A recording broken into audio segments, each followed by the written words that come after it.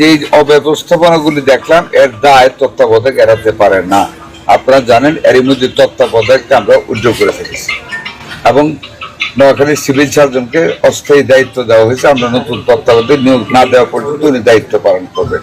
আপনারা নিজেরা দেখেছেন বাথরুমগুলি অমানবিক পরিস্থিতি, কি নোংরা। টয়লেটে কমোডগুলি ডেকে রাখা হচ্ছে যাতে ময়লা আমার চোখে না পড়ে। লাল জং আপনারা দেখেছেন কি অবস্থা, কোনো মানুষ ব্যবহার করার মতো না।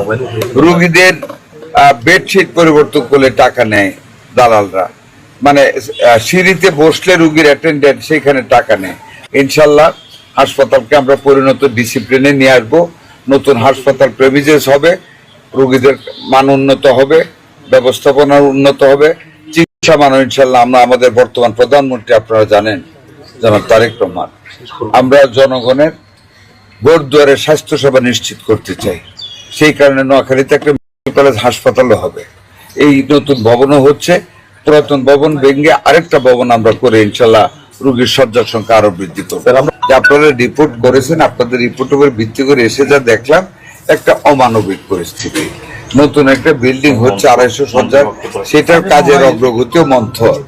তো ওইটাকে আমরা এক্সপিডাইট করার জন্য নির্দেশনা দিয়েছি। আপনারা শুনেছেন যে 3 মাসের ভিতরে বিল্ডিং এর কাজ শেষ হয়ে যাবে। ফার্নিচারের টেন্ডার হয়েছে, যন্ত্রপাতিরও আমরা টেন্ডার করে ফেলবো জুলাই মাসের 15 তারিখের মধ্যে। আর পুরানা বিল্ডিংটাকে আমরা কন্ডেমনেশনে নিয়ে আপনাদেরকে কথা দিয়ে গেলাম, আমরা আরেকটা 250 শয্যা বেডের হাসপাতাল এই নোয়াখালী সদরের পুরান বিল্ডিং আমরা স্থাপন করবো ইনশাল্লাহ, এবং কাজ শুরু করবো। টাকা ফিরে এই ব্যাপার আমরা কাজ শুরু করবো। আমরা ডিসি সাহেবের সাথে আলাপ করেছি, সিভিল সার্জনকে বলেছি 2-3 দিন পরে ভিতরে আমাদের ফাইলের যা কাগজপত্র আছে অফিসে সবগুলি নিয়ে প্রত্যেকটা ক্লিনিক আমাদের ভিজিট দেওয়া হবে। যেটা আইনের বাইরে ব্যর্থ করবে প্রত্যেকটা ক্লোজ করে দেওয়া হবে। যেটা ভালো থাকবে সেটাকে সাপোর্ট। আপনি নিজেও এখানে ছিলেন, আমিও দেখেছি ডায়রিয়া রোগী এবং হাম রোগী একখানে, এবং এইটাই কারণ হতে পারে নোয়াখালীতে হাম রোগীর সংখ্যা বৃদ্ধির, কারণ এটা অত্যন্ত ইনফেকশন, এটা ছোঁয়াচে রোগ। যে কারণে আমি সিভিল সার্জন সাহেবের সাথে এখনই আলাপ করবো হাম রোগীদেরকে নতুন বিল্ডিং এর নিচে তল্লাশি করে ফেলার জন্য ইমিডিয়েটলি 2 দিনের ভিতরে। দেখেন আপনাদের সব কথার সাথে আমি একবার 17 বছর যে লুকোবল নেওয়া হয় না, এগুলি কোড নাম্বার থাকে। এখানে 100 শয্যার কোড নাম্বার, 250 শয্যার রুগী, এটাকে কোড চেঞ্জ করতে হবে। এখানে উচিত ছিল আগেই এগুলি নিয়ে কথা বলা, আমি সব লিখে নিয়েছি।